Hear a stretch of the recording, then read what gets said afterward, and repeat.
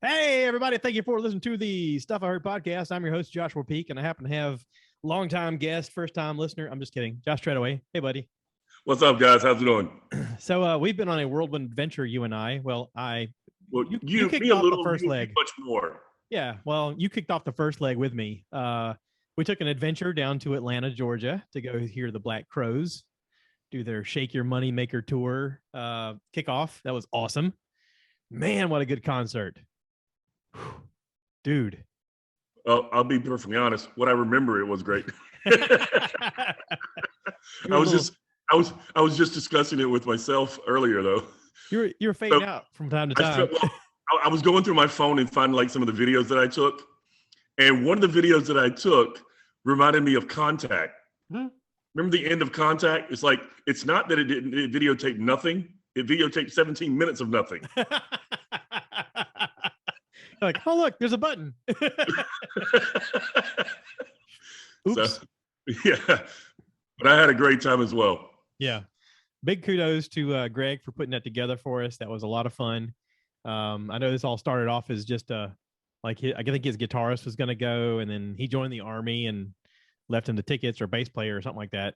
Gave him the tickets or sold him the tickets, and then somewhere along the way they postponed the trip a couple times or the concert a couple times because of COVID. COVID caused the postponement, I believe, the first one. Yeah. And then when they reopened it back up, Greg saw that he could get better seats for cheaper prices.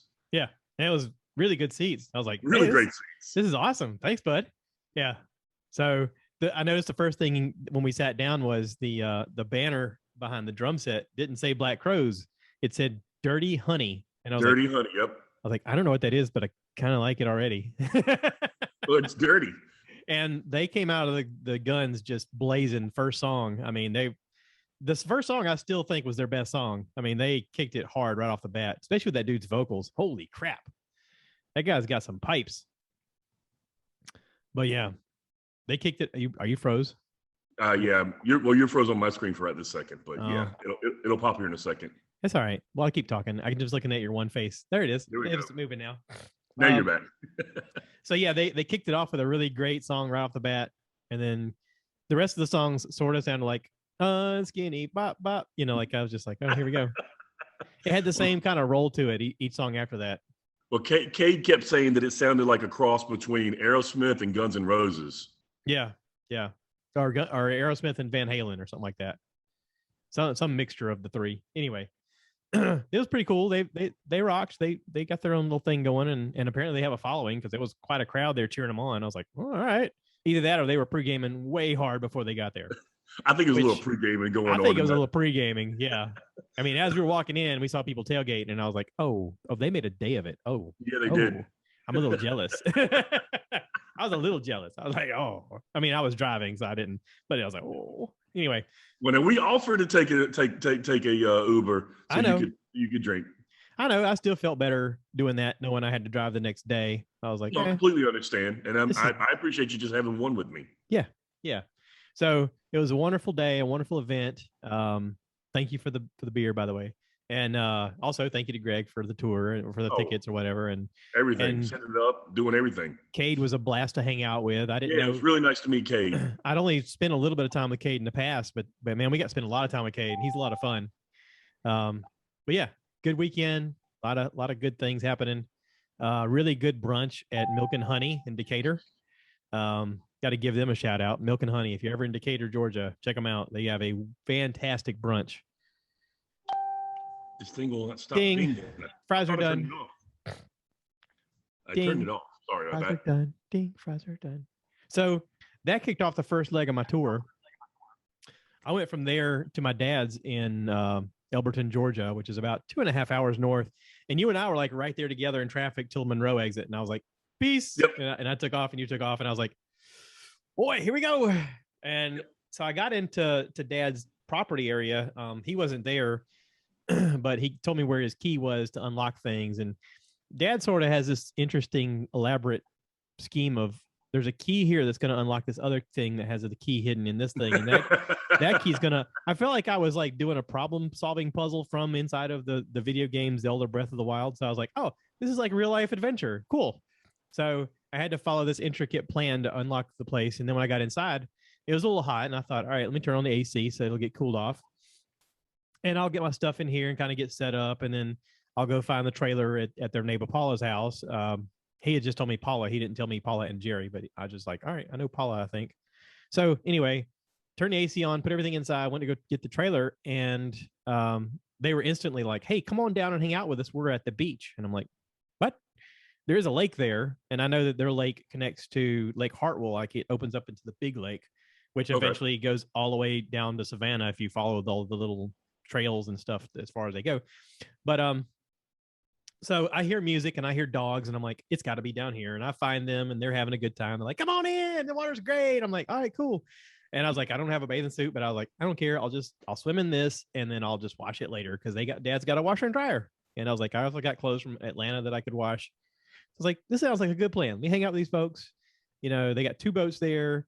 We went on on one of the boats. It was super, super fast. Got back and swam around for a little bit, and it's like, all right, time to go eat. And I was like, they're like, hey, you're welcome to come eat with us. I was like, oh, that'd be great. So they made hamburgers and hot dogs, and I was like, sweet, this is great. Got to hang out, be social, meet a lot of people. Went back to Dad's place, and the AC was not working. It was hot. It was hotter than when I'd left there, and I was like, that's unfortunate. So I look out the window, and I could see that their little the heat pump unit outside, the little fan wasn't turning, and it was making a kind of noise. I was like, that's not good. It was froze up. Something's froze up, yeah. So I was like, well, crap. So I called Dad. I said, hey, just want to give you a heads up. Of course, instantly my brain's going, all right, I know Alex is like 3-ish hours away from here. Maybe I could drive to Alex's, or he get a hotel. I don't know. I was suddenly like panicking, going, what do I do? I can't sleep in this. It's too hot. No air conditioning is no bueno. Yeah, so I called Dad. I let him hear the noise. I said, this is what's going on. He's like, yeah, turn that unit off. He said, all right, here's what you do. The camper has AC. Well, he has a camper out back. It's like, it's about 50 feet from the place. Anyway, he says the camper has AC. But to get that key, so here's another elaborate plan. I'm like, you've got to take 20 paces to the right, dig 6 feet under the ground. Yeah, kind of. Yeah. So I finally get it unlocked, get the AC going. It's a camper, so the bed is like hidden. So you got to do the couple of things to get the bed out, and then you got to make the bed, and the sheets are somewhere else. And it was interesting to do the whole thing. And I was just, by the time it was over, I was like, I'm ready to go sleep now. Like, I'm exhausted. And I think it was like 8. I was like, let me call Dolores and tell her, hey, I'm going to sleep now. And so anyway, I got up I set my alarm for 3 because I thought I'll get on the road at 3 because I know I'm going to have to drive through Greenville and Spartanburg, and I want to be out of there before people get up and get that town busy. So had my alarm set. And I mean, I went right to sleep. I was good and exhausted, but I woke up at 2:26 in the morning. And as soon as my eye went like that, I was like, let's do it. So I got up because I knew I had to put all the elaborate plan stuff back together for the camper, and then put all the elaborate stuff back together for the house, and then put everything in my truck.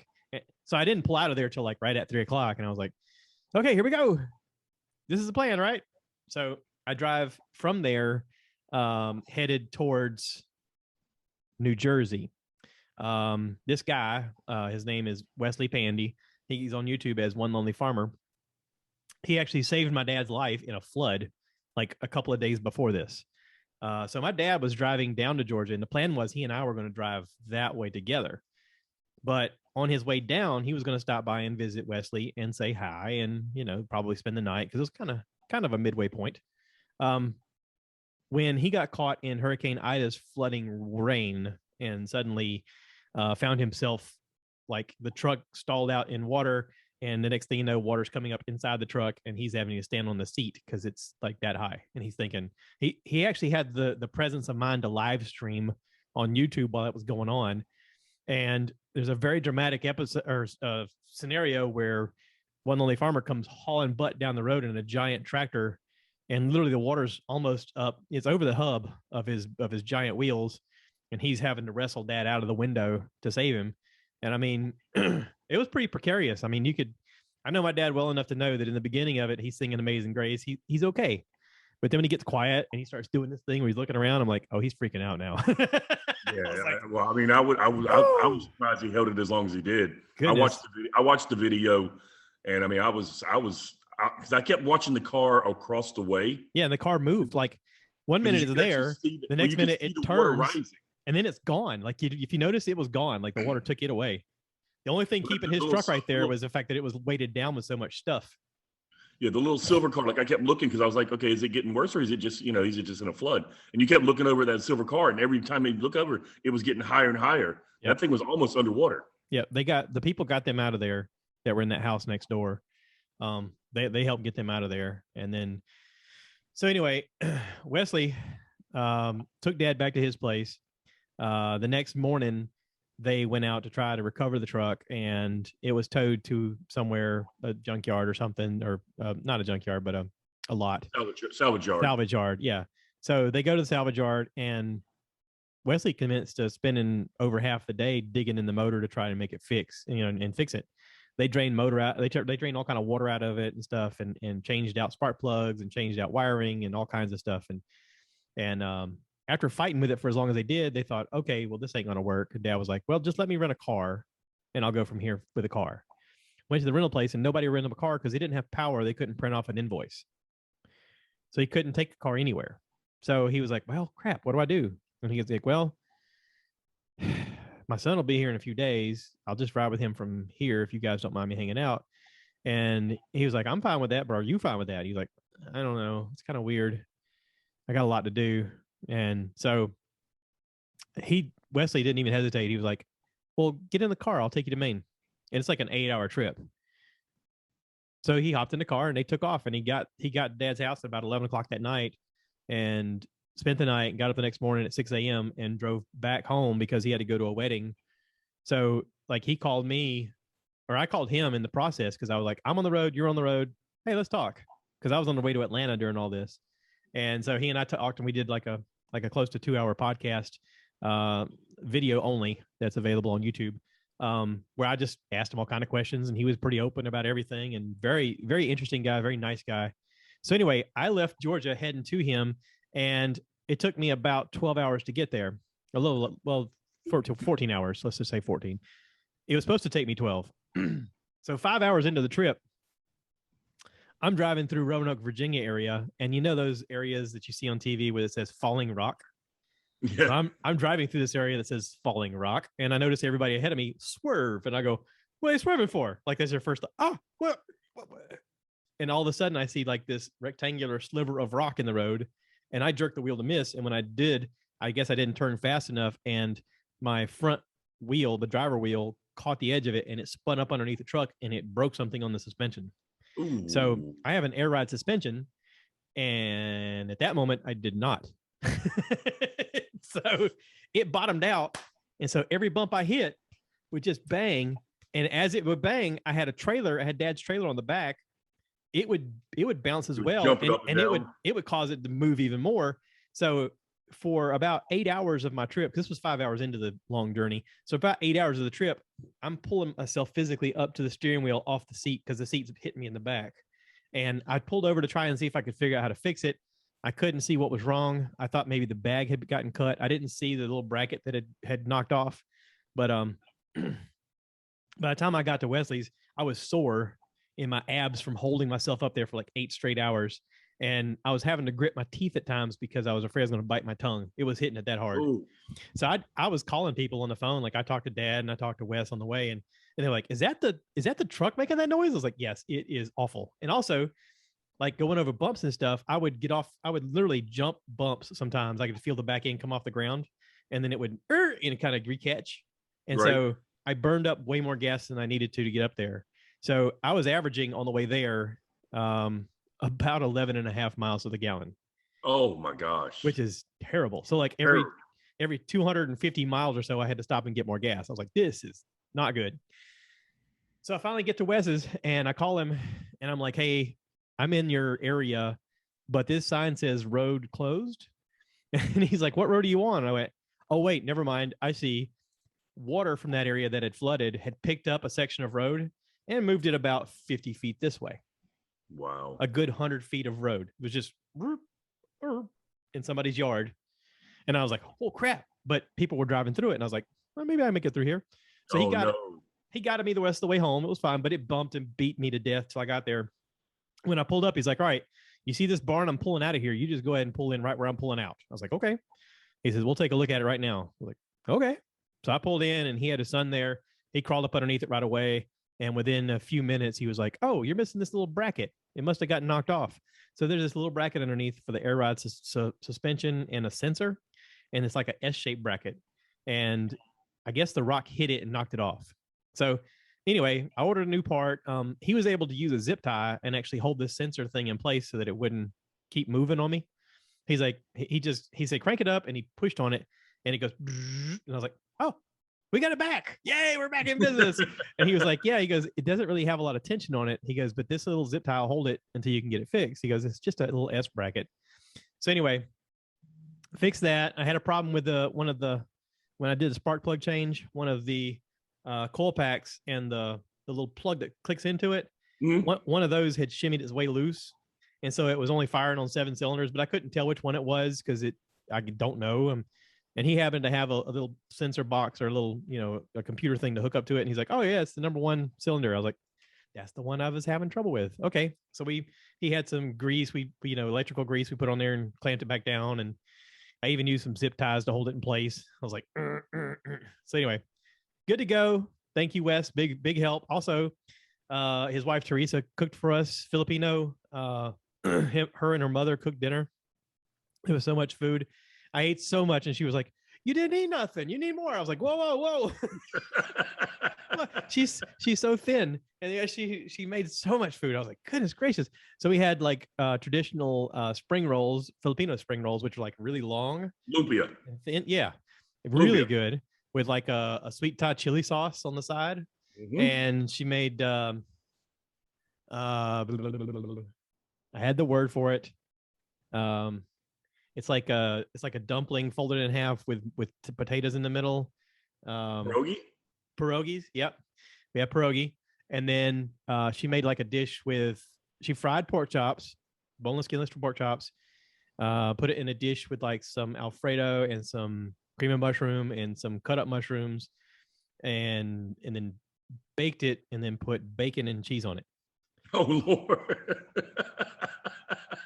And then we get done and she goes, oh, it's time for cheesecake. And I was like, excuse me?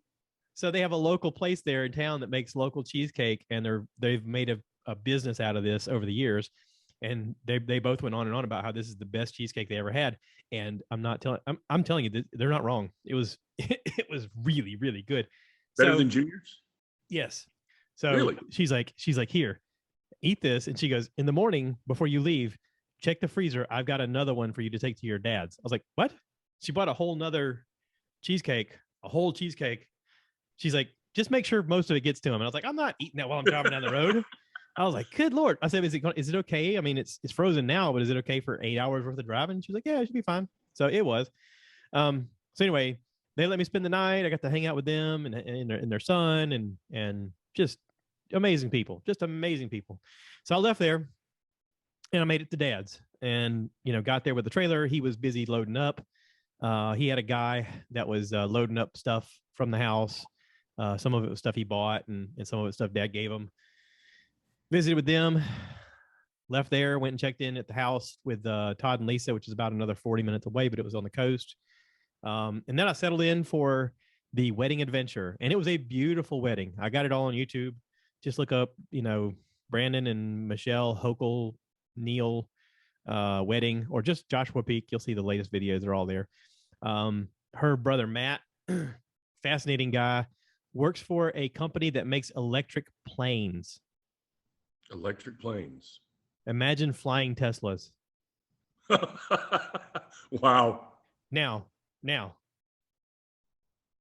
I don't know what part of this I'm not supposed to say and what part I'm supposed to say, but they need funding because it's called Beta Technologies Aircraft, and you can find them on Instagram, and they have a website. What was the website? I think it was something .team, beta.team. I had all this stuff planned. Anyway. So their big push right now is for like Amazon and FedEx and stuff like that to move freight. Okay. Not long haul, but short haul stuff, pretty quickly, pretty reasonably. As far as like, it's going to be cheaper than using fuel in an actual plane that burns fuel. It's a lot lighter. It's a lot more nimble. They don't need a runway. It's got vertical takeoff like a drone, but it's a plane that a pilot sits in. It's really, really fascinating. Beta. I know I saved it. Beta aircraft? Beta.aircraft? Nope, this ain't it. Or is it? Nope, that's not it. I'm following them. Why can't I see it? Beta Technologies. Nope, that's not it either. God, I had it saved. What is it? What is it? So anyway, I got to find it. I'll link the thing on here somehow. Anyway, really cool guy. He told me a lot of stuff. And then he goes, wait, I sound an NDR. You're not supposed to mention any of this. And I was like, what? I said, well, my podcast is called Stuff I Heard. So nobody knows who you are. So he's like, okay. Anyway, I told him I'd mention it. Just do the research, look up Beta Technologies aircraft, and you'll find them. I'll find the link somehow, and I'll put it on here. But fascinating thing that could be a cool investment for the future, because you think about it, they're on the ground floor now. Well, not the ground floor. They've been working on this a few years. But if this takes off, holy crap. Holy crap. This will be like investing in Tesla 10 years ago. Yeah. Yeah. Getting in Bitcoin off the start. Yeah. Like Gary, that guy. Yeah, that guy. So anyway, cool wedding, lots of cool people.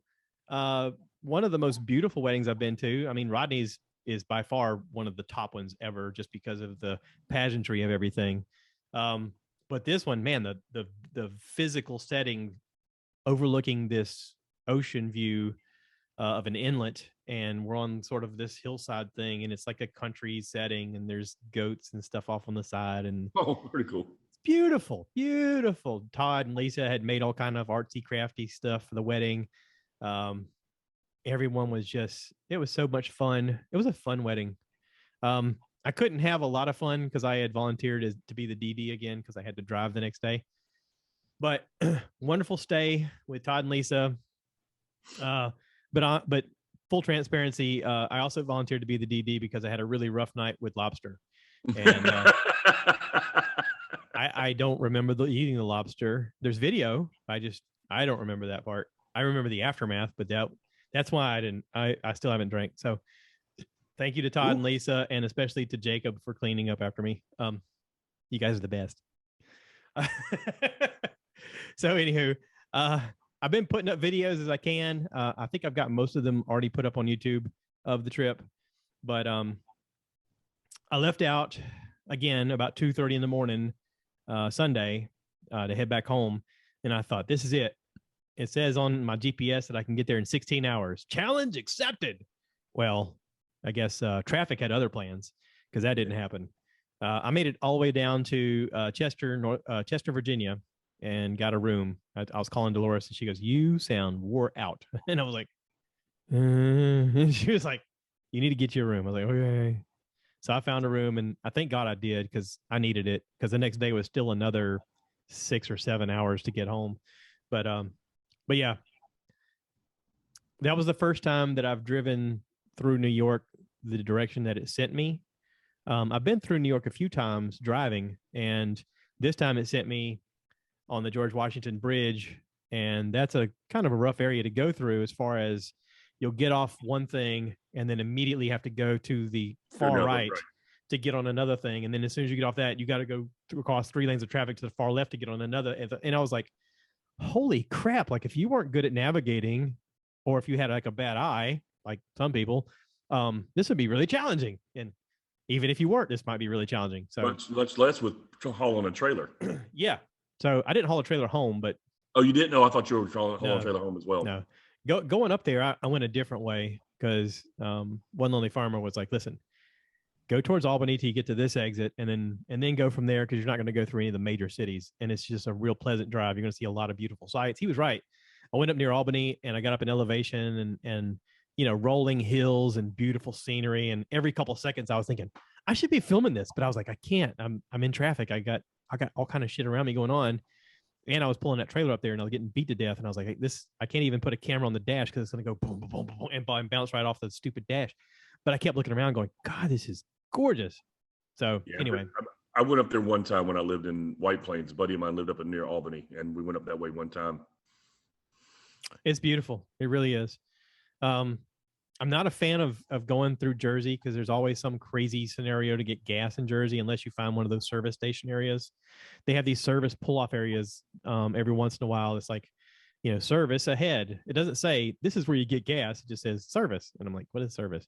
And then you pass by and like, oh crap, I needed gas.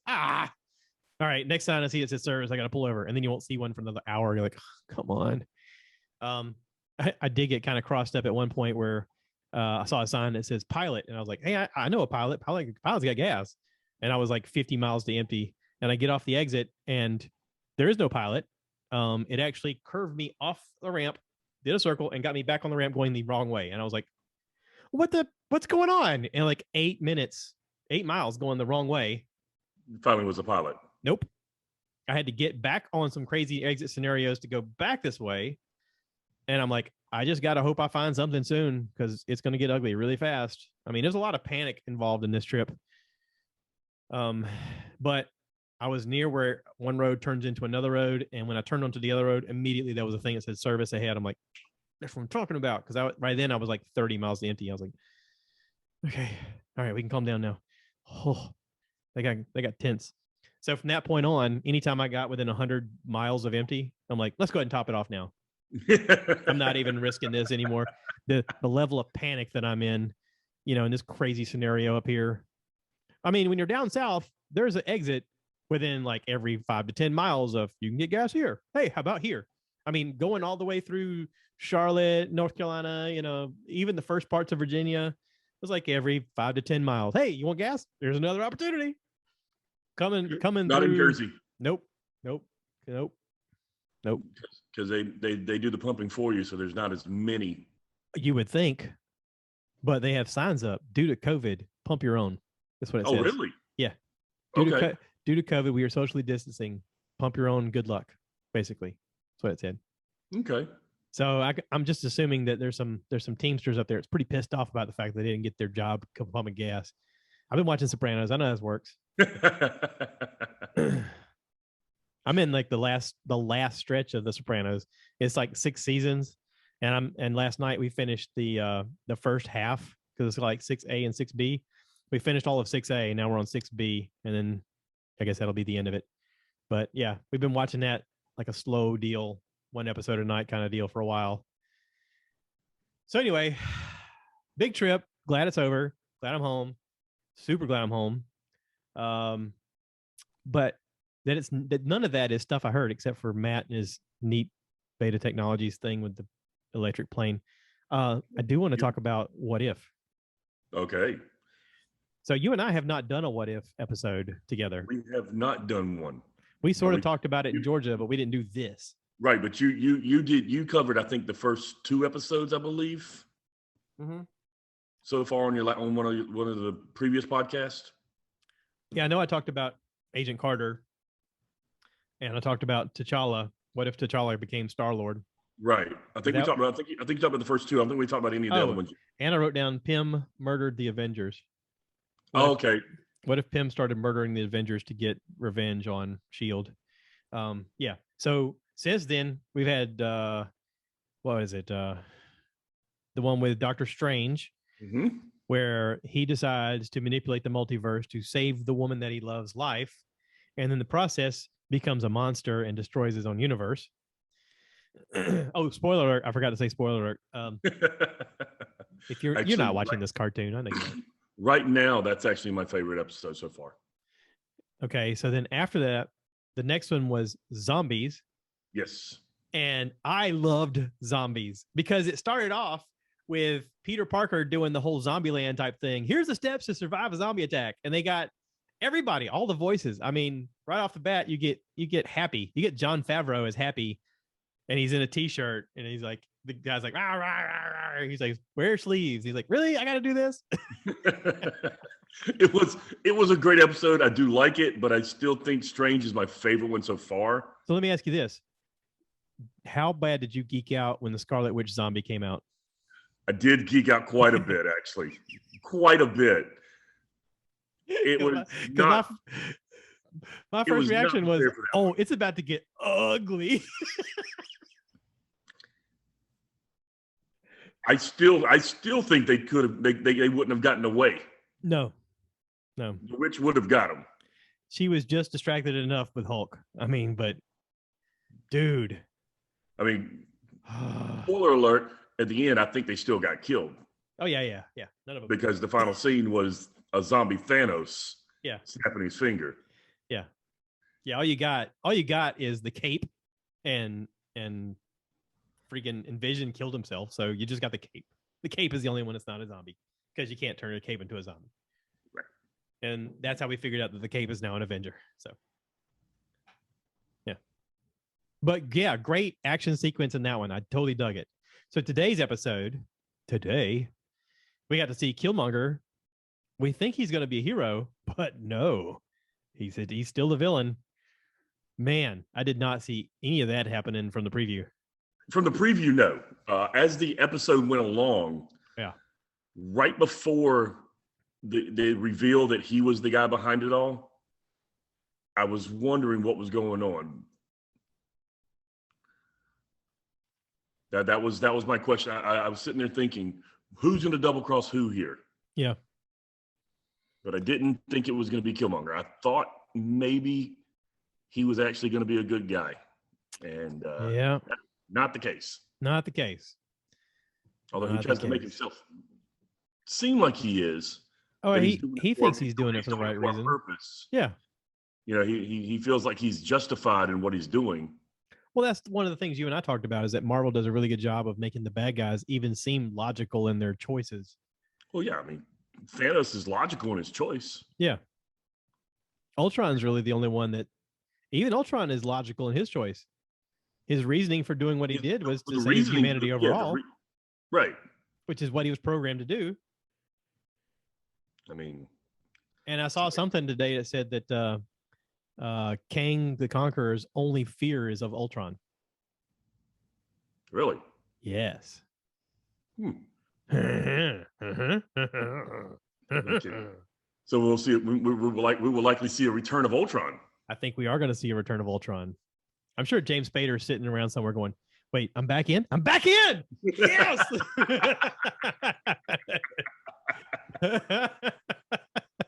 That dude's had so many revitalizations of his career.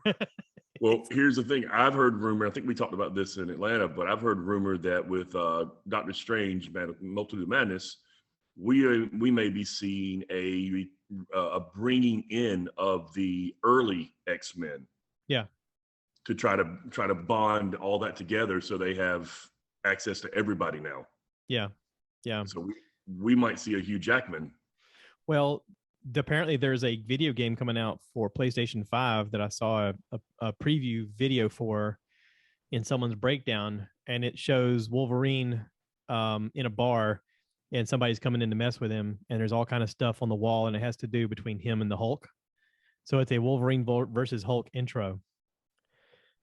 And like one of the license plates even has a HLK 131, which is like the comic book that they were first introduced. It's also the first time that Wolverine was ever on the cover of a comic book. So that's coming.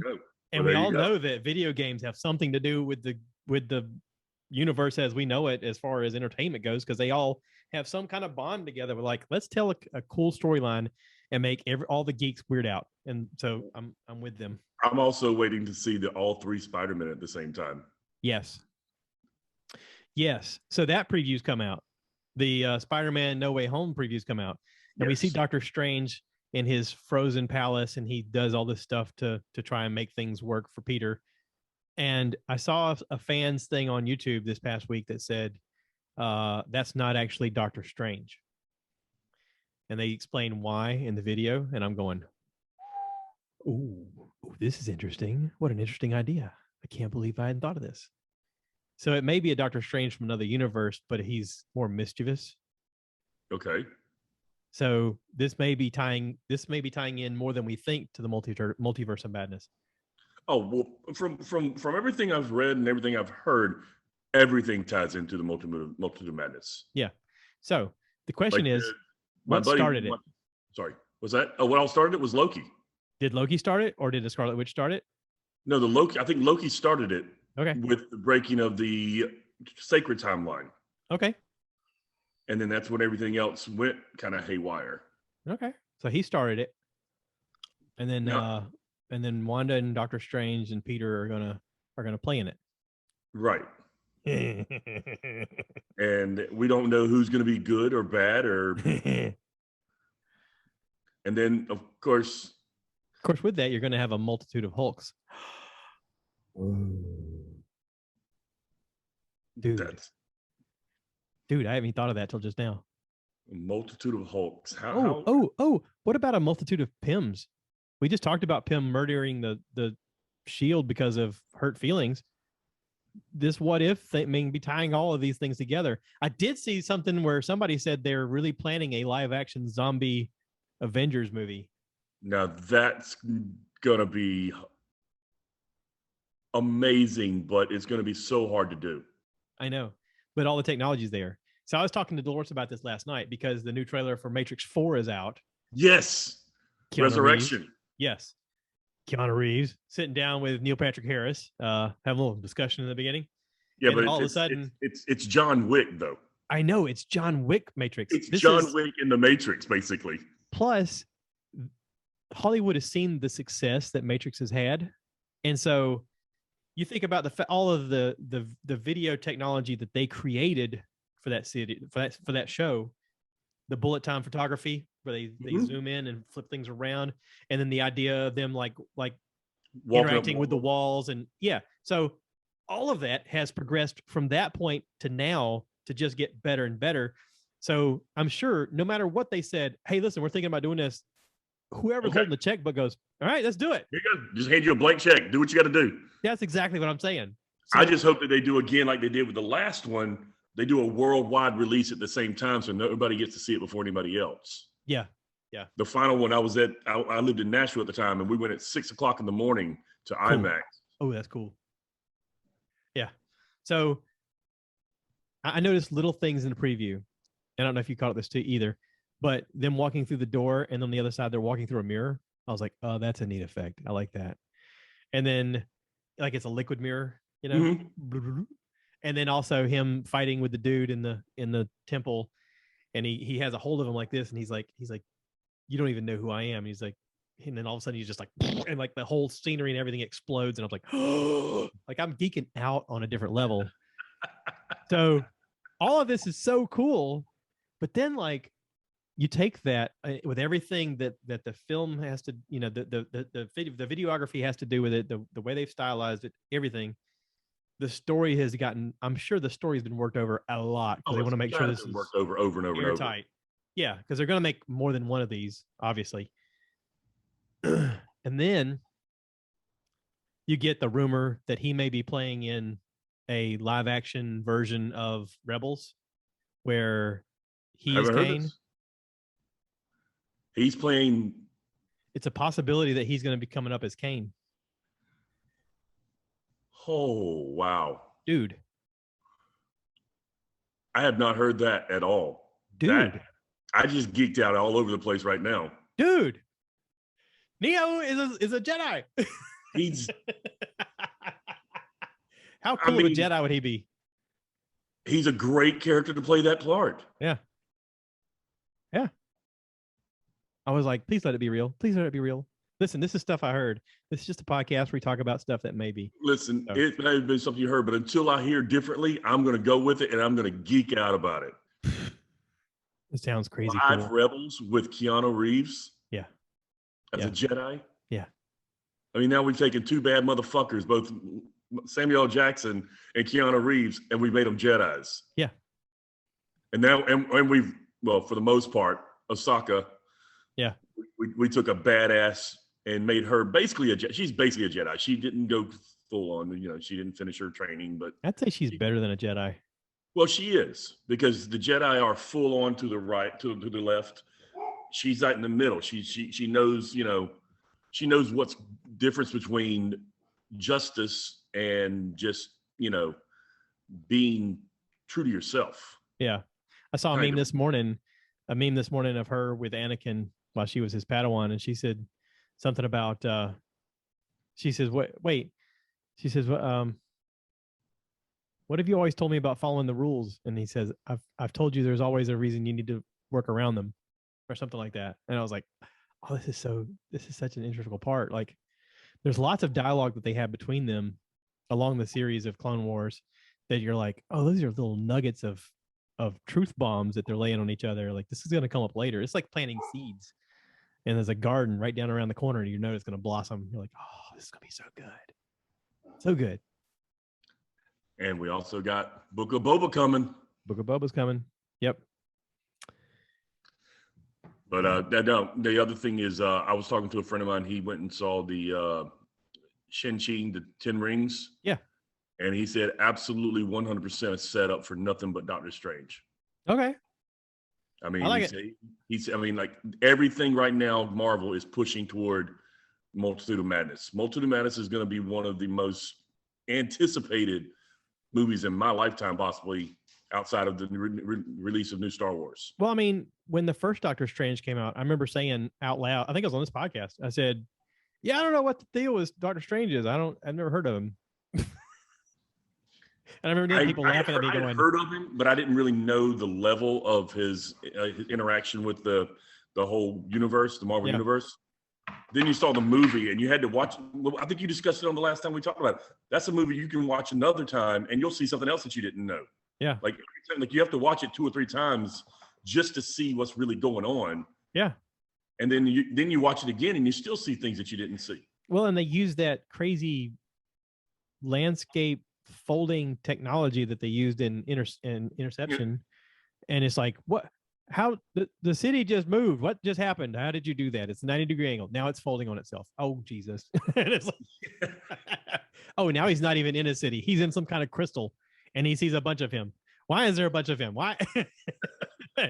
Yeah. So imagine what they're going to do with this one. Yeah.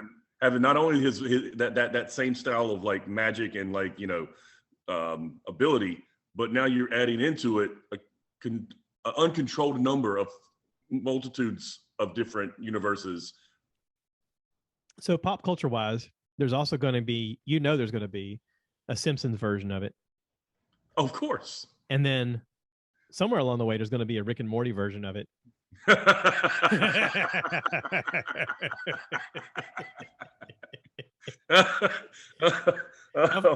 far down the wormhole have you gotten with Rick and Morty?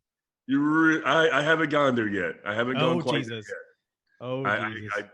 I've been pretty much, honestly, I've been pretty busy since I got back from the trip. My general manager, food and beverage manager, his son-in-law was getting married, or his son was getting married, and he's kind of hosting the party for the first couple of days until they actually go up to North Carolina to get married. Yeah. So he's taking off like a week. So I've been me and my buddy Jack have basically pretty much been covering most of the shifts. Would you say he's a jack of all trades? Jack is definitely a jack of all trades. He's funny. He's actually the illegitimate son of Jack Black. Of course he is. Not really, but he looks exactly like it looks like he's the illegitimate son of Jack Black. Aren't we all? No. I told him I could be his Kyle. Yeah. I got the bald head. I'm getting the gut. Yeah. Well, we're getting older. It happens. Metabolism slows down. It does. So anywho, that's all I got.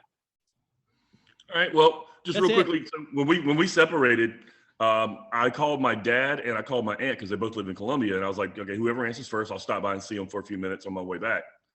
Well, my aunt called me back first, and she was actually in Edisto. So I got to Augusta, or right outside of Augusta, and then I took off and went to Edisto. The roads that they put me on were in the middle of BFE. Yes. Okay. That's where Edisto. That's where Edisto is located. It's on the outskirts of BFE. Right. Well, the roads to get into there were much more worse. And I almost had a situation where you were like, I almost ran out of gas, and I'm like, I can't find gas. There's nothing. There's no gas anywhere. Finally, I came up on a gas station. Just luckily, I mean, it was because the first one I went to, The pumps were dead. Mm. The second one I went to wouldn't accept debit card. So that's why I was running out of gas. So finally I found one that I could get some gas. So I got a full tank and I was all good. But then the roads they put me on after that were completely empty. Like there was nobody on them. There's nothing back there. It was just woods and woods. So I started getting sleepy. Oh no. Because you guys woke me up at like 9 o'clock to leave, and I'm not used to getting up that early. No, we woke you up at 9:30 because we had to be out there by 10. Excuse me, 9:30 still. We didn't know you'd be ready in 5 minutes. I was like, well, he's already ready? Yeah, that's how I get ready for work. I make sure I lay in there as long as I possibly can. I get it all set up, and then I'm out the door in 10 minutes. So, but anyway, so I got like, I don't know even where I was. I was in some little intersection of some little like rinky-dink town in the middle of nowhere, and there was a Family Dollar, and I pulled into Family Dollar and took a quick little 30-minute power nap. I'm sure they're looking outside going, what is this guys deal? Well, no, I found a place that had a parking on the side. Okay. So I parked on the side, but I left the car running so I could listen to, the radio, and because it was also college football the day before that. So I was listening to like some of the highlights of college football on Saturday, and I left the air conditioner on because it was freaking hot. But yeah, so I took a quick little 30-minute power nap, and then I headed on down back to Edisto. Got into Edisto, and my aunt was waiting on my uncle. He had been out deep sea fishing. Oh. They had been out since 6 o'clock. They caught a bunch of fish, but the big one they caught a 80-pound wahoo. Jeez. Yeah, and they had a video of it, and it was pretty cool. I mean, I'm not a fishing kind of guy, much less out in the ocean without being able to see land. I'm not cool with either. Did they bring it back and cook it and eat it? Oh yeah, they brought it back. They trimmed it. They split it up between the people. My uncle, because all his fishing there basically is just for like fun. Yeah. Like he does competitions with some people as well. But whatever he gets there, whenever he does that, there's a local little bar called Whaley's. Mm, yeah. And they're real good friends with the owners there. And he literally takes them fish that take for their restaurant. Yeah. And they just basically give them no tab. Like anytime they walk in there, they just order whatever they want, and then there's no tab. Yeah. But they always bring them fresh fish. Yeah, I've delivered down there. It's a nice little place. Yeah, it's nothing there. There's like 3 things on that whole island. Like it's amazing. I mean, I hadn't seen something like that in a long time. Like Surfside used to be kind of like that a long time ago. Yeah, but Edisto is so far out there that there's no reason for you to go there unless you're just going there. Because my wife made a comment about going there one time, and she was like, then we could go over to Charleston for the day. And I was like, baby, Charleston's like an hour and a half away. I was like, that's a commitment. I was like, that's a day trip. That's a full-on day trip. You're not just zipping over. I was like, no. She's like, well, we can go into town and eat. I was like, no, we can't. No, you can't.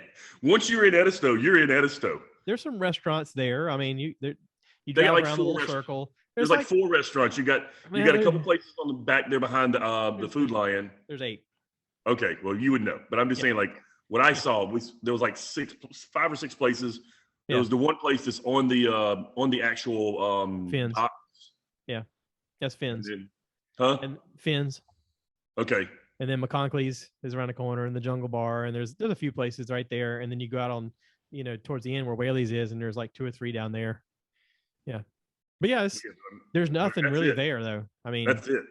Nothing corporate. There's one Subway, and they apparently they tried to stop that from coming in. It's inside the convenience store. Yeah, it's inside the convenience store, but there's nothing commercial. They said the Food Lion wanted to build a bigger place, and they said nope. Yep, that used to be Piggly Wiggly, and Piggly Wiggly was going through some financial troubles, and they just sold that one because it was like, we're not making much money for this place. But yeah. It's a beautiful area. It is one of those areas where you go, oh, this is where you disconnect. And you should. Completely. Yeah, when you go down there, you should disconnect. You should go, hey, look, golf carts. Everybody get a golf cart. That's all it is. Yeah. There's no reason to do anything. Just chill out. I mean, there's nothing to do. Yeah. You just go down to the docks and hang out at the bar, or like I saw people, they're like, yeah, this is our retirement. This is all we're doing. We just sit around and enjoy the beautiful view. It is a beautiful view. It totally is. But yeah, well, I'm glad you made it there. I was worried about you falling asleep because you ate a hearty breakfast. I knew it had to be good because you didn't speak after you ate that shrimp and grits. I was like, normally he's real talkative. He got really quiet though. It must be really good. It was very good shrimp and grits. The milk and honey, you did a very good job picking that place. Yeah. Yeah. I was kind of I was just like, Google reviews, what's near us? Oh, look, this looks great. And I started looking at the pictures like, ooh, yeah. I'm just glad that we were there when it first opened, or else we wouldn't have gotten a seat. Oh, I know. That place filled up so quickly. And there was a line when we left. I was like, Yeah. geez. All right. So good. I'm glad they're doing well because they were really wonderful. But yeah, so you just spent the night? Is that? Yeah, I just hung out with them for the night, and then I got up first thing in the morning and drove back here. I got back about probably around 10:30, and was going to try to do some work, and it was not really great weather, so I just laid back down and ended up falling asleep till about 3 in the afternoon. Okay. So, and then got up and did a few little chores here and there, and then ever since then I've been pretty much working. I got the day off. Chrissy has her restaurant that she's the general manager at, and every year they do a end of the summer party whenever, like after Labor Days, because they've gotten through it. Yeah. And so tonight, normally we do it like at the house, and they come over here and we have, good time or whatever. But this year was a little. Hello. I lost you. I can't hear you. What happened? There you are. Yeah.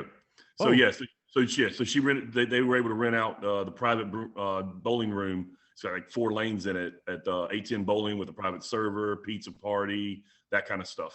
Yeah. So I'm the designated driver. All right. For her, so she can have her party. Hey, you need to be. I know. She deserves that.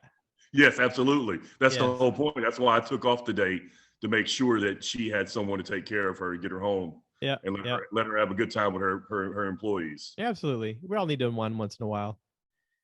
That's good. She definitely deserves it after what she's. And after the summer, it is like if you're in the service industry and you made it through a summer at Myrtle Beach, you need that to go, oh, thank God we didn't kill each other. Listen, I love you, right? I know I said a lot of really foul things to you this summer, but I'm sorry. Oh, yes. I used to do that whenever I worked down in the Charleston area. It'd be springtime, and I'd get the salesmen together. I go, listen, we need to talk right now. They're like, what? I go, I don't mean anything I'm about to say for the next 3 months. Like, we're going to get really crappy with each other. And listen, don't take it personal. Listen, we're just all stressed out. And I know we're going to make it through it. And come fall, we'll powwow again and we'll high five and make jokes. I said, but for the next 3 months, let's all have a little extra patience. Got to get through that 100 days of hell. Yep. That's exactly what it is. And then when you get through it, you're like, oh, I can breathe now. You're like, oh, thank God. Listen. So yes, so she didn't mean any of that stuff I said. so she definitely deserves it and needs it. So I'm happy to oblige and take the day off and give her the opportunity to go out and blow it out a little bit. Yeah. Well, good. Excellent. So yeah. So speaking of that, I'm probably going to get out of here because I got to go do a couple errands before she gets off work, and so we can when she gets here, we can leave straight out of here and go set up the party.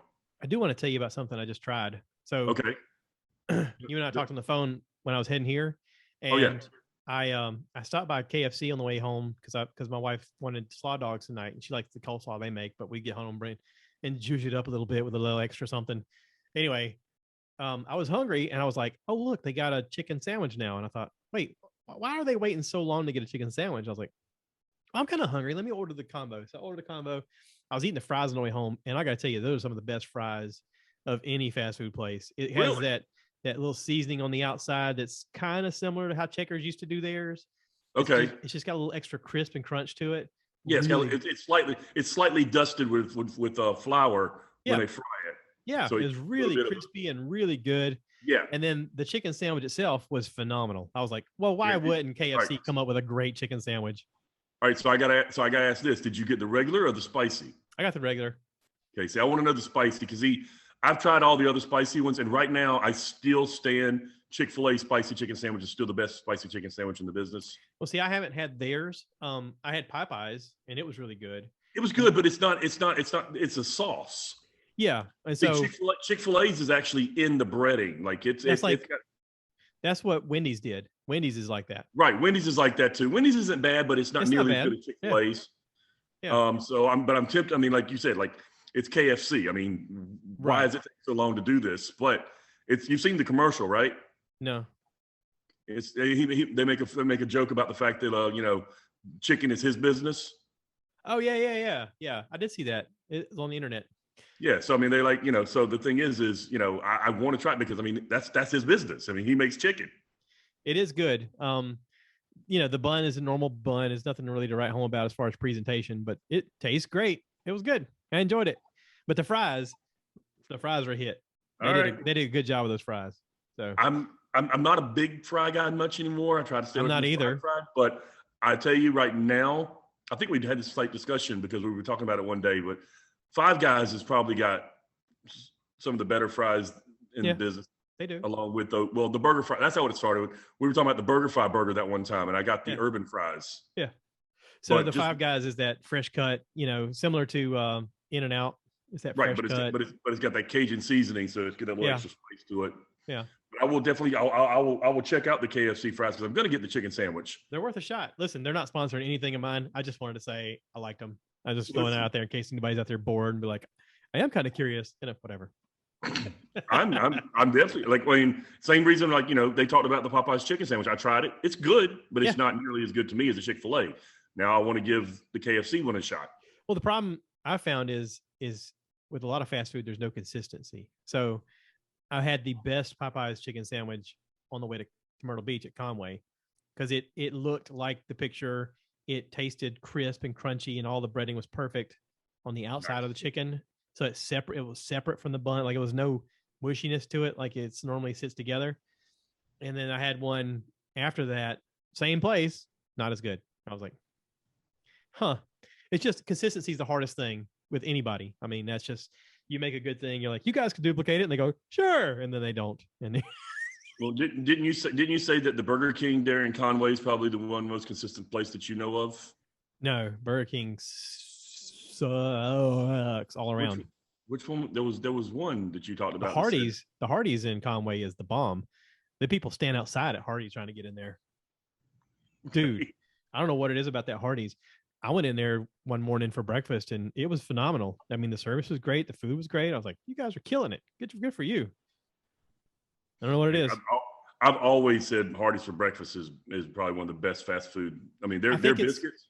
It's like anything else. It's people. If you get the right people can make anything better. If you get the right people with the right motivation and the right mindset, it doesn't matter if you're eating McDonald's. If they give a crap about what they're doing, they're going to make it better than somebody who doesn't. True, but nobody at McDonald's gives. There's not one person at a McDonald's that gives. Did we give a damn? I mean, a little, every once in a while. Maybe at 6:01, but by 6:03 it was over. I mean, it was about quantity back then. It wasn't about quality. It was about quantity because, I mean, we were cranking out some stupid numbers. But yeah, no, it was just about quantity back then. But that's the problem. That's the problem with any kind of success.